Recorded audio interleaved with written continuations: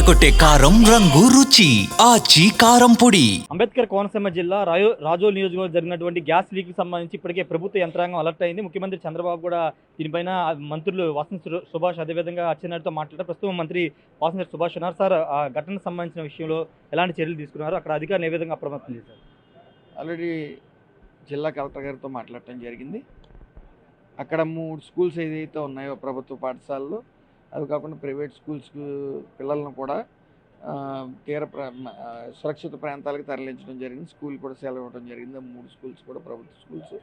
అదేవిధంగా స్థానికంగా అక్కడ ఉన్న చుట్టూ ఉన్న వాళ్ళని సురక్షిత ప్రదేశాలకి చేర్చడం జరిగింది. ఇంకా ఓఎన్జీసీ అధికారులు రావాల్సి ఉంది. ఆ మంటలు ఎప్పుడు అదుపులోకి తీసుకుని వస్తారనేది వాళ్ళు నివేదిక ఇవ్వాల్సి ఉంది. ప్రస్తుతానికైతే అక్కడ ఏ ఇబ్బంది లేకుండా సుమారు 1 కిలోమీటర్న్నర జనవాసులకు దూరంగా ఉంది. సో ప్రజెంట్ అయితే ప్రాణ నష్టం కానీ ప్రజలకు కానీ ఇబ్బంది లేదు. ఏదైతే దగ్గరలో ఉన్నారో వాళ్ళందరినీ సురక్షిత ప్రాంతాలకు చేర్చడం జరిగింది, పిల్లలతో సహా స్కూల్స్ దగ్గర నుంచి. అంటే తీవ్రత ఎలా ఉంది సార్? అంటే ఇంతకుముందు కొన్ని వీడియోలో పోలీసులు ఫైర్ అధికారులు కూడా అక్కడి నుంచి పరుగులు తీసినటువంటి వీడియోలు కూడా బయటకు వచ్చాయి. తీవ్రత ఎలా ఉంది అక్కడ? అగ్ని మంటలు అయితే తీవ్రంగానే ఉన్నాయి.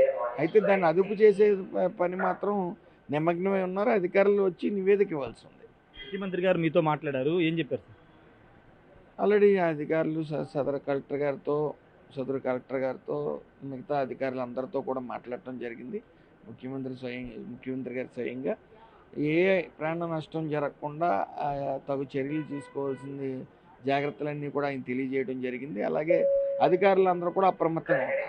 అంటే గతంలో కూడా ఇదే రాజోల్ నియోజకవర్గం ప్రాంతంలో పైప్ లైన్ లీకేజ్ కావడం కానీ 10 ఏళ్ల ముందు అది పెద్ద ప్రమాదం జరిగింది. ఎందుకు సార్ రిపీటెడ్గా ఆ ప్రాంతంలో ఈ ఇన్సిడెంట్ జరుగుతుంది? బహుశా ఇది 3వ సంఘటన, అతిపెద్ద సంఘటనలో గతంలో జరిగింది. దాన్ని ప్రాణ నష్టం కూడా జరగడం జరిగింది, మీ అందరికీ తెలిసిందే. తర్వాత చిన్న సంఘటన జరిగింది, కానీ దాని తర్వాత పెద్ద సంఘటన ఇదే. అది నివేదిక ఇవ్వాల్సి ఉంది. ఎందుకు ఏంటి అనేది పూర్తిగా మనకి పూర్తిగా అవగాహన లేని పరిస్థితి. అధికారులు వచ్చి నివేదిక ఇచ్చేంత వరకు కూడా మనం వేచి చూడవలసింది. ఫైనల్గా మొన్న పవన్ కళ్యాణ్ గారు వచ్చినప్పుడు కూడా రాజోల్ నియోజకవర్గం సంబంధించి ప్రజలు ఈ ఇష్యూని ఆయన దృష్టికి తీసుకువెళ్లారు. నెక్స్ట్ భవిష్యత్తులో ప్రజలకు ఎలాంటి భరోసా ఇవ్వబోతున్నారు?